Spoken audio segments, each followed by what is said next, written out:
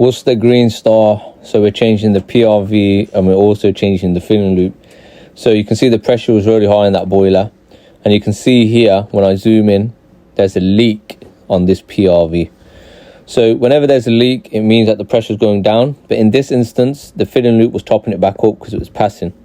First things first, turn the power off, and let's turn the water off. Luckily, stopcock was right next to the boiler. Yeah. So after doing that, I'm draining the boiler down. Now I prefer not to drain the boiler down from the boiler point itself.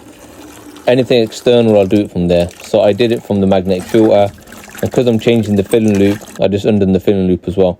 Now I'm just putting the filling loop back together because that's one job out of the way, because it's filling loop and PRV. Yeah, so filling loop's done now.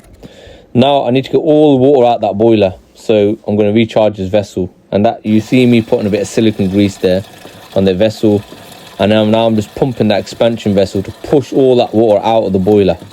You can see there that bucket was half full, now it's near enough full by pumping up that vessel. So now I'm just got a bit of WD-40 there, and I'm putting WD-40 so it runs down that little yellow thing there, which the PRV sits in, and I'm pulling this tab down because I want this tab to come down so I can pull that PRV out. I realized it was quite difficult for me to get my hand in, so I removed that return nut there, and I managed to pull that PRV out. It wasn't as easy as it looked on this video. I gave it a few moves with a screwdriver, but I got it out. The new one, as you can see, fully lubed up. Lube up as much as you can and try your best to push it in. You'll feel it. So you can see that clunk went in at the back. The next one's to put it into this yellow thing here. It clips in. I've used the old clip. You don't need to use that clip. You can use the other clips that they give you. It's a lot easier. And now I'm just putting everything back together. I always put jointing compound on my olives. I get less leaks like that. And now I'm just closing the drain off point. So I'm just resetting everything, working everything back in reverse order now, yeah? And I open up the water now. And after I opened up the water, I realised there was no leaks, so I just got on with filling the system.